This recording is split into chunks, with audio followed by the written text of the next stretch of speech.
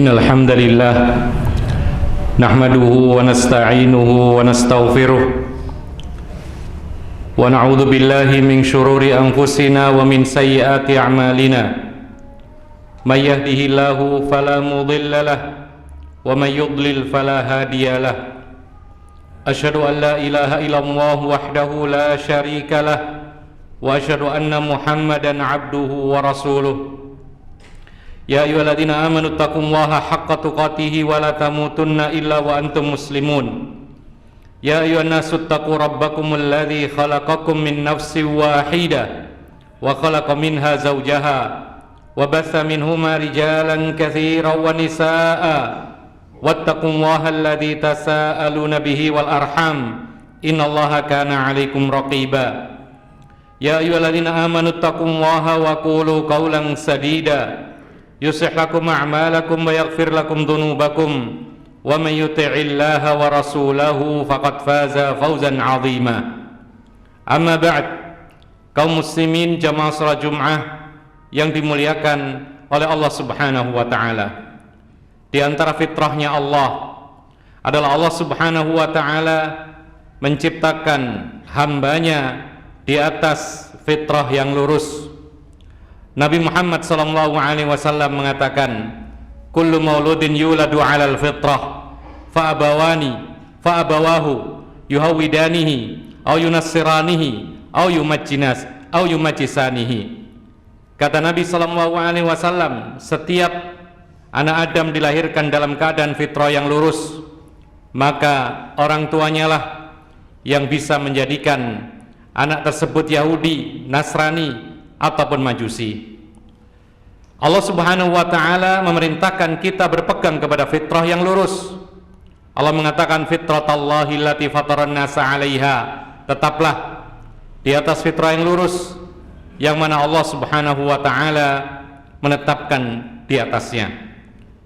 Ma'asyiral muslimin rahimakumullah, maka termasuk nikmat yang sangat besar seperti yang dikatakan oleh Ibnu Hazm Al-Andalusi rahimahullah ta'ala, di antara nikmat yang paling besar yang dianugerahkan oleh Allah kepada setiap hambanya, yaitu hamba Allah merasa suka dengan keadilan dan cinta terhadap kebaikan dan ketaatan.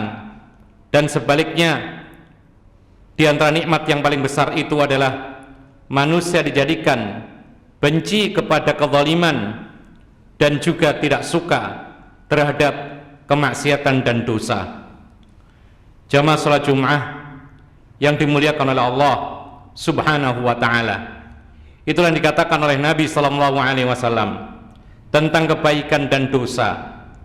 Dikatakan oleh Nabi dalam sebuah hadis, al-birru matma'annat ilaihin nafsu. Kebaikan itu adalah ketika jiwa manusia merasa tenang dengannya. Tapi dosa adalah apa yang tidak disuka oleh hati manusia. Hati akan bergetar ketika akan melakukannya, terutama pertama kali.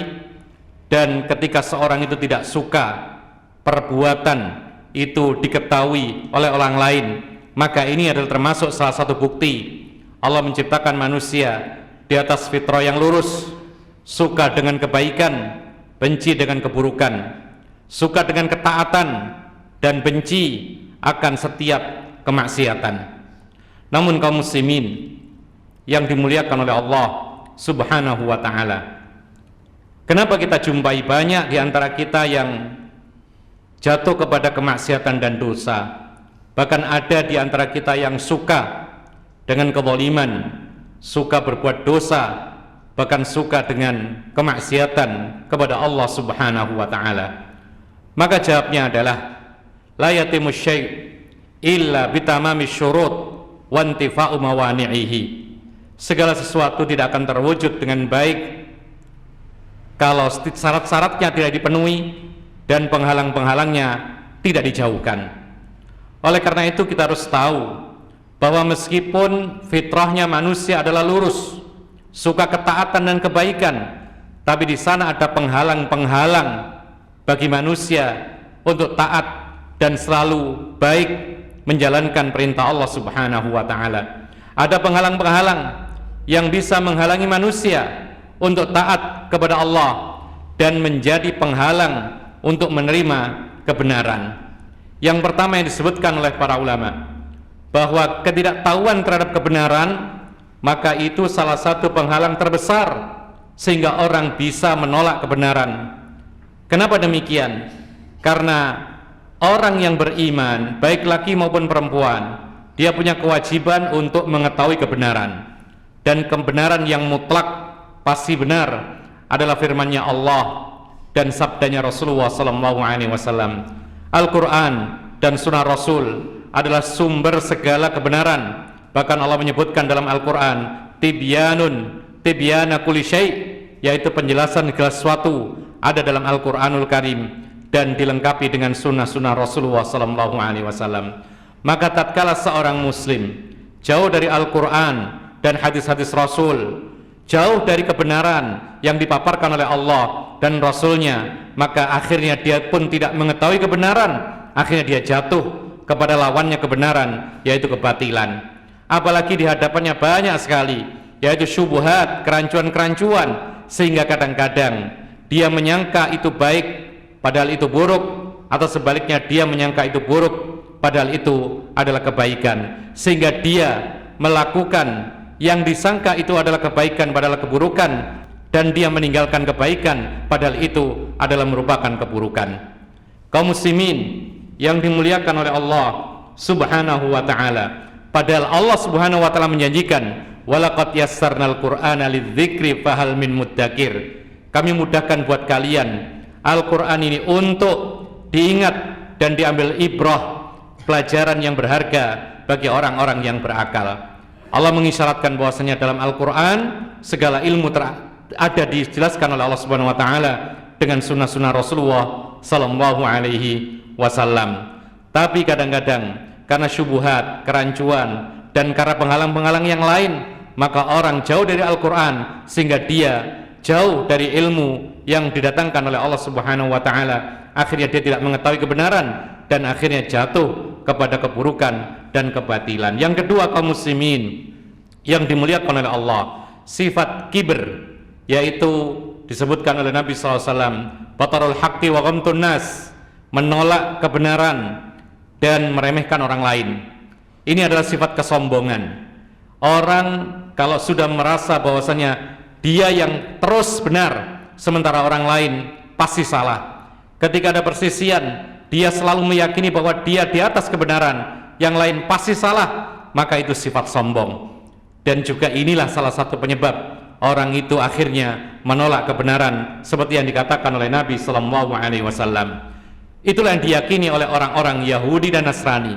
Allah menceritakan dalam Al-Quran, wa qalatil yahudu laisatin nasara ala syai' wa qalatin nasara laisatil yahudu ala syai'in wa hum yatslunal kitab. Kata Allah Subhanahu wa taala, orang-orang Yahudi mengklaim mereka paling benar, dan orang-orang Nasrani tidak ada kebenaran sama sekali pada diri mereka. Sebaliknya orang Nasrani mengatakan mereka yang paling benar, dan tidak ada kebaikan dan kebenaran sama sekali yang ada pada orang-orang Yahudi, padahal mereka sama-sama membaca kitab suci mereka. Kaum muslimin yang dimuliakan oleh Allah Subhanahu wa taala. Lalu yang ketiga yang bisa menghalangi kita untuk menerima kebenaran padahal kita punya fitrah yang lurus adalah ta'assub dan fanatik kepada kelompok atau kepada guru atau kepada siapapun yang dimuliakan. Ini adalah salah satu sebab kita akhirnya menolak kebenaran. Jamaah salat Jum'ah yang dimuliakan oleh Allah Subhanahu wa taala, kebenaran yang mutlak adalah yang datang dari Allah dan Rasulnya.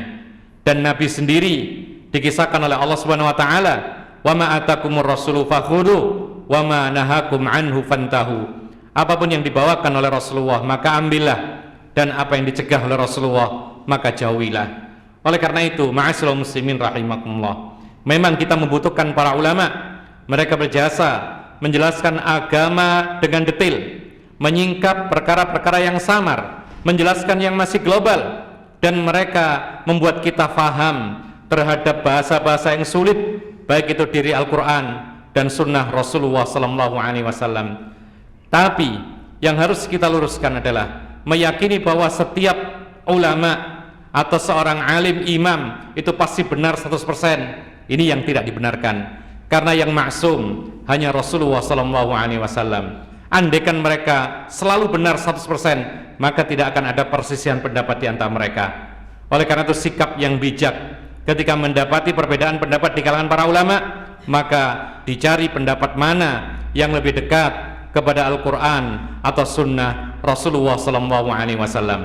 Karena apabila kita mendahulukan atau mengutamakan pendapat manusia selain Rasulullah ketika bertolak belakang dengan hadis Rasulullah, maka berarti kita telah lebih mengutamakan manusia yang kadang-kadang perkataannya benar dan salah di atas perkataan manusia yang maksum, yang dijaga oleh Allah Subhanahu wa taala, yang mana Allah sendiri mengatakan wa ma yantiqu 'anil hawa in huwa illa wahyu yuha. Maka sikap fanatik, ta'assub, membabi buta terhadap satu pendapat, inilah yang mengakibatkan akhirnya kita menolak kebenaran yang datang dari siapapun. Lalu yang berikutnya al-bi'atus sayyi'ah wal jalisus su', lingkungan yang buruk dan kawan-kawan dekat yang buruk, mereka akan menyeret kita kepada keburukan.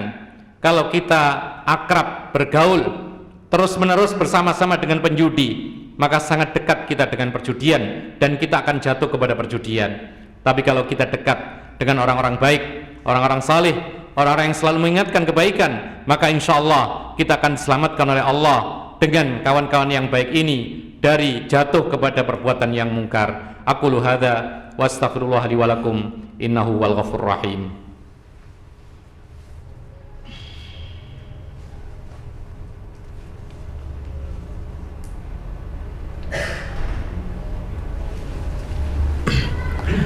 Alhamdulillahi hamdan katsiran thayyiban kama amar, wa nusalli wa nusallimu ala nabiyyinal karim nabiyina Muhammadin wa ala alihi wa sahbihi wa man tabi'ahum bi ihsanin ila yaumiddin wa sallama tasliman katsira, amma ba'd. Kaum muslimin jamaah salat Jumat yang dimuliakan oleh Allah, di antara perkara yang bisa menghalangi kita dari kebenaran sehingga kita akhirnya menolak kebenaran, naudzubillah min dzalik, adalah waswasatus syaitan, bisikan dan gangguan syaitan. Setan ini melalui iblis laknatullah alaih, dia telah bersumpah di hadapan Allah untuk mengganggu manusia, menyesatkan jalan manusia, dan Allah Subhanahu wa taala mengizinkan sebagai ujian bagi manusia. Sejak awal Nabi Adam digoda, Allah berfirman, "Waswasa ilaihi syaitan, qala ya Adamu hal adulluka ala syajaratil khuldi wa mulkin la tabla." Allah Subhanahu wa taala menceritakan bagaimana setan itu terus menggoda. Allah mengatakan, maka setan pun memberikan bisikan-bisikan kepada Adam, maukah aku tunjukkan kepada engkau suatu pohon, jika engkau memakan hasilnya maka engkau akan kekal selama-lamanya di surga dan engkau menjadi penguasa dan tidak akan sirna. Lalu kemudian tergodalah, kemudian memakannya, kemudian Allah pun murka kepadanya. Dan seperti ini harus dilawan dengan ilmu. Kalau tidak, maka kita akan terus-menerus dibawa kepada kerancuan-kerancuan yang dibisikkan oleh setan yang telah dikutuk oleh Allah Subhanahu wa taala. Dan yang terakhir adalah Allah mengatakan inna nafsala ammaratun bisu illa ma rahima rabbi. Jiwa manusia menyeru kepada keburukan. Meskipun jiwa kita diciptakan di atas fitrah yang lurus, tapi ada sisi jiwa yang lain. Allah mentakdirkan jiwa kita menyeru kepada keburukan. Dan keburukan ini harus dilawan dengan apa? Dengan ilmu dan ketakwaan kita, dan juga kita menggunakan waktu kita untuk kebaikan, baik itu untuk akhirat dan dunia kita. Kemudian bergaul dengan orang-orang yang baik, yang pandai menasihati kita, niscaya kita akan diselamatkan oleh Allah untuk jatuh kepada keburukan. Allahumma fil muslimina wal muslimat wal mu'minina wal mu'minat al ahya'i minhum wal amwat. Rabbana hab lana min azwajina wa dhurriyyatina qurrata a'yun waj'alna lil muttaqina imama. Rabbana ighfir lana wa liwalidina warhamhum kama rabbawna shighara. Rabbana atina fid dunya hasanah wa fil akhirati hasanah wa qina adzabannar. Wa sallallahu ala nabiyyina Muhammad wa ala alihi wa sahbihi ajma'in. Wa akhiru da'wana anil hamdulillahi rabbil alamin wa aqimis shalah.